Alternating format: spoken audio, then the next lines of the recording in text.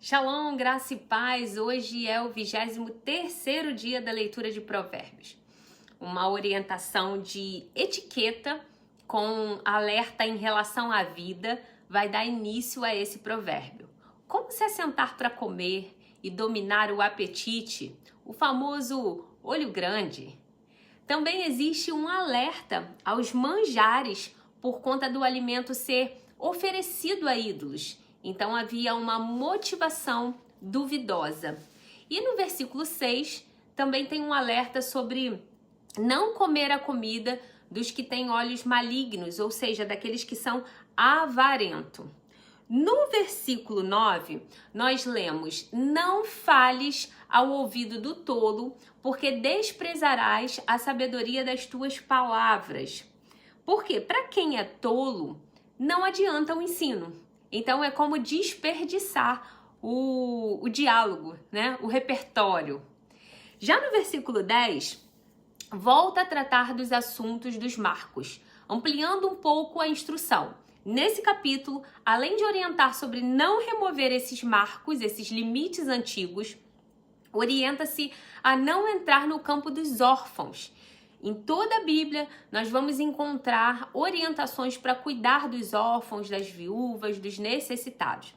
Na carta de Tiago, inclusive, no Novo Testamento, que é o escrito pelo meio-irmão de Jesus, nós encontramos uma orientação prática da fé cristã, que diz que a pura e verdadeira religião diante de Deus, nosso Pai, é essa: cuidar dos órfãos, das viúvas, nas suas necessidades e afastar-se da corrupção do mundo. Deste modo, quando o Provérbios orienta, então, a não entrar no campo dos órfãos, o Senhor se apresenta como o protetor dos órfãos indefesos. O Goel, que é originalmente uma palavra de designação do parente mais próximo, que era obrigado a resgatar a terra de um parente, como no texto, por exemplo, de Ruth, que teve Boaz, aquele resgatador da terra de Noemi, a viúva, é exatamente esse papel, de cuidar dos órfãos, das viúvas.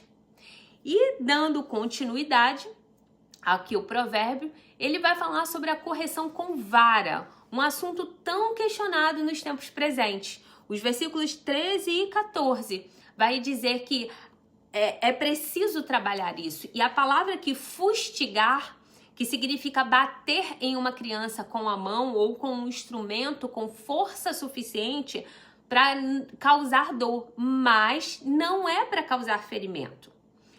Outros versículos, que é de 15 a 28, vão tratar como ter uma vida piedosa. E do 29 ao 35 é feito um retrato de um bêbado. Se naquela época já era um alerta de risco, imagina nos nossos dias, né? E o versículo de destaque desse dia é o de número 23, que diz que compre a verdade e não a venda, e também a sabedoria, a instrução e o entendimento. Vamos refletir hoje? Muitas mensagens, conteúdos têm sido apresentados a nós todos os dias. Contudo, nem todos são verdadeiros.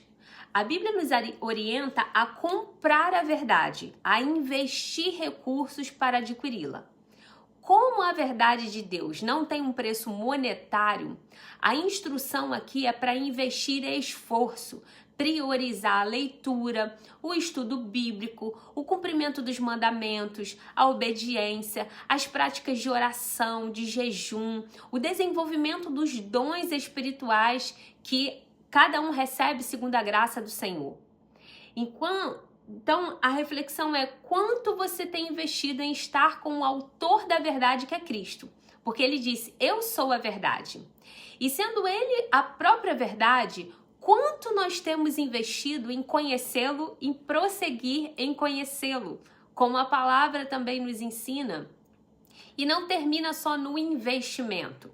A instrução é: não há vendas. Não as venda, né? Não venda, não abra mão, não troque por outros prazeres, não renuncie sua fé, não se vença pela pressão ou tentação, permaneça com a verdade. E não só a verdade, com a sabedoria, com a instrução e com o entendimento. Vamos pensar nisso? Até amanhã, se o Eterno então nos permitir. Shalom, shalom.